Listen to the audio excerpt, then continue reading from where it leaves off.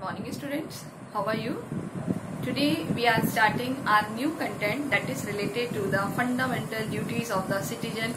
It is mentioned in our constitutions because fundamental duties are compulsory for every citizen of India to serve the nation.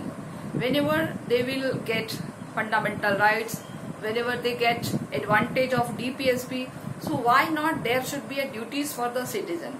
So framers of the Indian Constitution was not aware on that time, so they have not inbuilt the fundamental duty in our Constitution, but after an amendment it was added in our Constitution, and that is submit in a part, particular in a part and a particular article. So in this chapter, in this topic we will see about how the fundamental duties are mentioned in our Constitution, where it is mentioned who recommended, what is the source of the fundamental duties, which amendments occur, how many duties are there in our Constitution. So one by one we will see all these questions, and all these questions are related to our competitive exam. So anyone can ask. Okay, first of all, about the today's topic is the fundamental duties.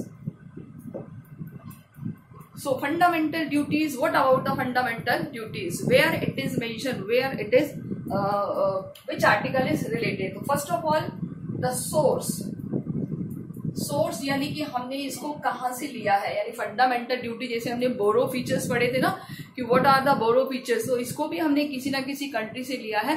तो which country we have adopted, that is the USSR, यानी United Soviet Union of Russia. तो ये आपको पता है 15 group का एक confederation था, एंड आफ्टर दैट डिसइंटीग्रेट हो गया 1991 में, and that Russia was remaining. But on that time there was a constitution, और according to this constitution there should be a fundamental duties for every citizen. So it is mention in the USSR constitution, the borrow feature. And part हमारे constitution के कौन से part में दिया हुआ है, that is part 4th A. Remember this, that is part 4th A, because ये बाद में जोड़ा गया है, हमारे कॉन्स्टिट्यूशन में बाद में ऐड किया गया है, इसीलिए इसको क्या नाम दिया है, 4th A. याद रखेंगे पार्ट 4th क्या था, DPSP का था. DPSP के साथ ही इसको जोड़ा गया है. DPSP कौन सा पार्ट था, पार्ट 4, और इसी के साथ हमने इसको इनबिल्ट कर दिया है, that is part 4th A. Because ये एक अमेंडमेंट हुआ था, और अमेंडमेंट हुआ है इसका, दैट इज 42nd अमेंडमेंट 1976. एक अमेंडमेंट हुआ है, that is the 42nd amendment 1976. 42nd amendment हुआ है 1796 में, और उसके बाद इसको हमारे यहाँ पर कॉन्स्टिट्यूशन में ऐड किया गया है. और क्या ऐड किया गया है, duties of the citizen. Clear, duties of the citizen of India.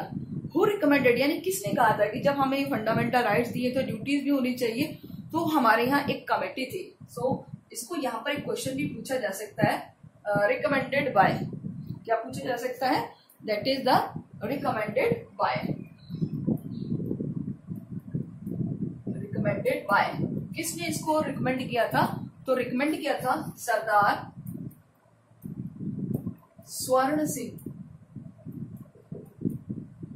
एक कमेटी बनाई गई थी 1976 में, और उस कमेटी ने एक रिपोर्ट सबमिट की है, and after the report they have tell कि there should be a fundamental duties for the citizen of a nation. If they have fundamental rights, so there should be a fundamental duty also.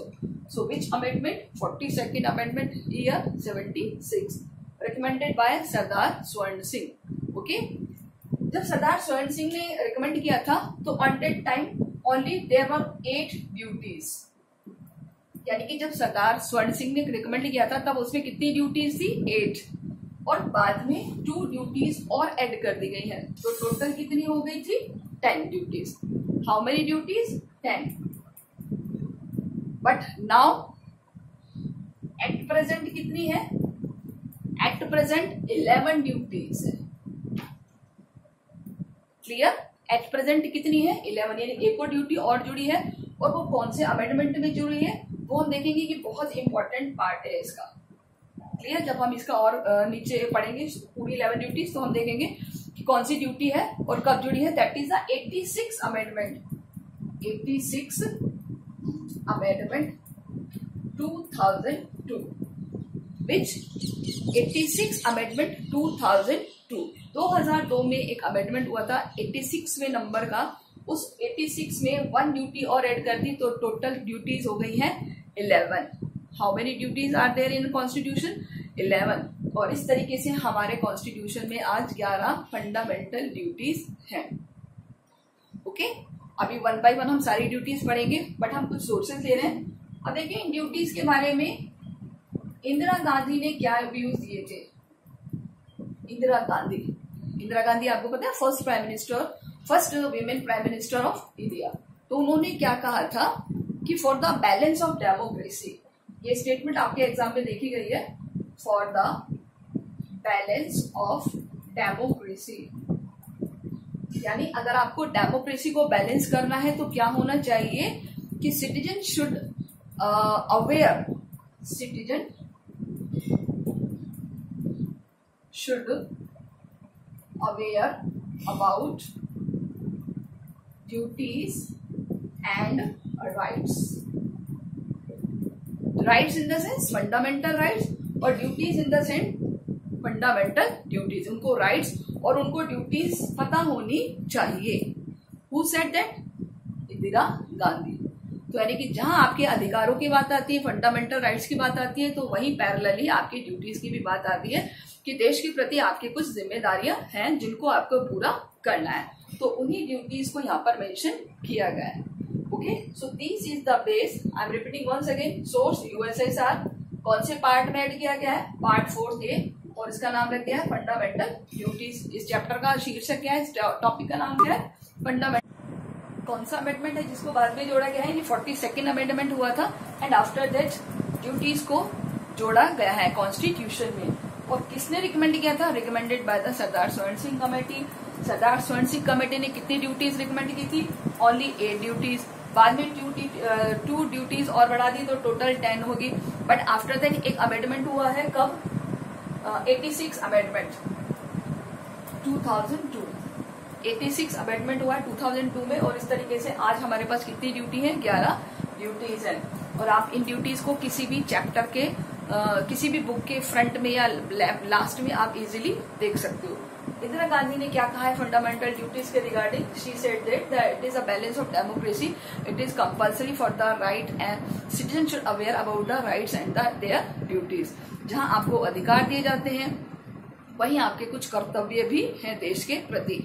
तो दोनों में एक balance होना चाहिए, तभी democracy success होगी। Okay, now we will discuss about the 11 duties. कुछ भी ड्यूटी आपसे पूछी जा सकती है बेटा, ये आपको याद रखनी है 11 के 11 ड्यूटीज। तो यहां हम बात करेंगे 11 ड्यूटीज। 11 ड्यूटीज मैं आपको शॉर्ट में लिख के बताऊंगी। सबसे पहली ड्यूटी क्या है? ओके, तो सबसे पहली ड्यूटी है abide the constitution. Abide the constitution, यानी कॉन्स्टिट्यूशन की रक्षा करना, सुरक्षा करना, एंड नेशनल फ्लैग और नेशनल एंथम का रिस्पेक्ट करना। नेशनल एंथम और नेशनल फ्लैग की रिस्पेक्ट करना।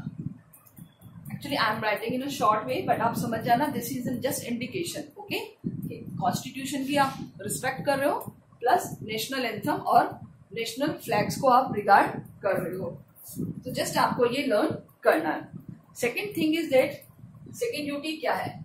Okay, second duty is related to the noble ideals. Noble ideals, noble ideals वो होते हैं जिन्होंने हमारे देश के स्वतंत्रता में, आजादी के संग्राम में रोल प्ले किया था। यानी कि नोबल आइडियल्स जो स्वतंत्रता सेनानी है उनको याद करना, यानी उन हिस्ट्री को आगे तक पहुंचाना। Which inspired our national struggle. National struggle जो उन्होंने स्वतंत्रता में अपना सबसे इंपॉर्टेंट रोल प्ले किया है। थर्ड ड्यूटीज यानी उन ऐसे पर्सन्स को आइडियल्स मानकर याद करना। Protect the sovereignty, protect the sovereignty यानी कि अपनी देश की संप्रभुता की रक्षा करना, यूनिटी बनाए रखना, यूनिटी और इंटीग्रिटी बनाए रखना, यूनिटी और इंटीग्रिटी को बनाए रखना। This is the also duties. Fourth duty the national service when called upon, nation service देश की सेवा करना जब आपको कहा जाए यानी जब आपकी जिम्मेदारी हो। फिफ्थ ड्यूटी क्या है देखिए, to promote harmony, promote harmony यानी कि एक प्रेम पूर्वक सौहार्द व्यवहार करना, ए ब्रदरहुड यानी कि भाईचारे की भावना को बनाए रखना, चाहे आप किसी भी कास्ट के हो, किसी भी कस्टम के हो, रिलीजन के हो, but it is your duty to improve the brotherhood among the all citizen of India. सभी सिटीजन्स में एक प्रेम पूर्वक व्यवहार होना चाहिए। 6 ड्यूटीज अभी आपको सारी याद करनी है, मैं सुनूंगी आपसे सबको one by one. Okay, 6 duty क्या कहती है? Preserve the rich heritage, preserve the rich heritage.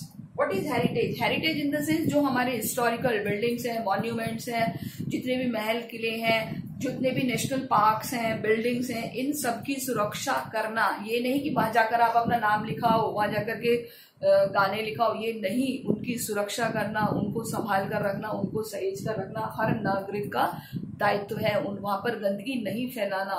अभी हमने डीपीएसपी में भी देखा था, गवर्नमेंट ने इसके लिए कुछ प्रोविजंस भी बनाए हैं। क्लियर? तो 6 क्या कहते हैं? Preserve the rich heritage and the culture को बनाए रखना यानी कि जो भी हमारी सांस्कृतिक विरासत है उसको सहेज कर रखना, उसको संभाल कर रखना। This is the fundamental duties of the citizen. 7 to protect and the natural environment, protect natural environment. जो भी आपको भगवान ने एनवायरमेंट दिया है उस एनवायरमेंट को प्रोटेक्ट करके रखना, उसको दूषित मत करना। और आपके पास जो भी फॉरेस्ट है, लेक्स हैं, वेल्स हैं, गार्डन्स हैं, जो भी हैं उन सबको, रिवर्स हैं, वाइल्ड लाइफ है, इन सबकी सुरक्षा करना। आपको पता है वाइल्ड लाइफ के रिगार्डिंग तो रूल्स भी बनाए हुए हैं, वाइल्ड लाइफ प्रोटेक्ट एक्ट, ठीक है, जिसमें आप किसी भी वाइल्ड लाइफ को कोई भी नुकसान नहीं पहुंचा सकते। सो this is the fundamental duties in 8th. What about 8th? 8th is said develop the scientific temper. Develop the scientific centers. यानी अगर आपके अंदर कुछ ऐसा है जो देश के लिए साइंटिफिकली बहुत ज्यादा एनहेंस कर सकता है, तरक्की कर सकता है, तो उसको डेवलप करना। इसके अलावा ह्यूमनिज्म को बढ़ावा देना, ह्यूमनिज्म मानवता को बढ़ावा देना, ये भी हमारी एक फंडामेंटल ड्यूटी का पार्ट है। 9 नंबर 9 क्या कहता है देखिए, safe guard public property, safe guard public property. जितनी भी सरकारी संपत्ति है, सरकारी जमीन है, सरकारी बिल्डिंग्स हैं, उन सब की सुरक्षा करना। जैसे मैंने आपको बताया कि जितने भी वेल्स हैं, पॉन्ड्स हैं, रिवर्स हैं, इसके साथ साथ जो भी सरकारी भवन है, बिल्डिंग्स हैं, सरकारी संपत्ति है, उसको किसी भी को भी नुकसान नहीं पहुंचाना, वो हमारी रिस्पॉन्सिबिलिटी है। नंबर 10 क्या कहता है देखिए, to serve the excellent space of the individual collective activity the nation consulted the higher levels of the endeavour and the achievements. उसको हम शॉर्ट में लिख देंगे, the higher levels of achievement. कि अगर आपके पास कुछ ऐसा है, कुछ ऐसी उपलब्धि है जिससे देश अपने अचीवमेंट्स को हासिल कर सकता है, उसमें आपको अपना एक्सीलेंस परफॉर्मेंस देना, एक ऐसी स्फीयर्स बनानी है, चाहे इंडिविजुअली हो चाहे कलेक्टिवली हो, यानी आप में अकेले में वो क्वालिटी हो या फिर आप कलेक्टिवली वो वर्क कर रहे हो. सो it is depend on your self. And last important 11 क्या कहता है कि that is the citizen of parent और गार्डियन की, जो सिटीजन पेरेंट्स है या गार्जियन है उनकी क्या ड्यूटी है कि education to his child, education to his child, यानी अपने बच्चे की एजुकेशन को देखना. Word between the age of child, between the age 6 to 14 years, 6 से 14 साल तक के बच्चों को स्कूल भेजना हर माता पिता का कर्तव्य है. आप ऐसा समझ लीजिए. और आपको पता है ये कब ऐड किया गया है? 86 amendment 2002. Clear students? Which amendment? 86 amendment 2002. Clear? This is the 11th numbers duty and this refer to the education for the child. देखिए education for child का अमेंडमेंट आपको बताया था 21A. किसमें आता था ये हमारा? Fundamental rights. याद है आपको कि जिसमें क्या ऐड किया था 21A में? Right to education 6 to 14 years तक. क्लियर? तो ये भी एक अमेंडमेंट था. कौन सा? 86 2002. 86 2002. Same amendment article 40. कौन सा आया है? Article 40, sorry article 45. 45 इज किसके अंदर था?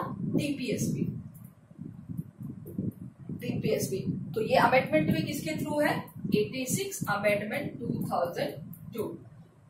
86वां संशोधन 2002 में. और सेम 6 to 14 ईयर के बच्चों को एजुकेशन.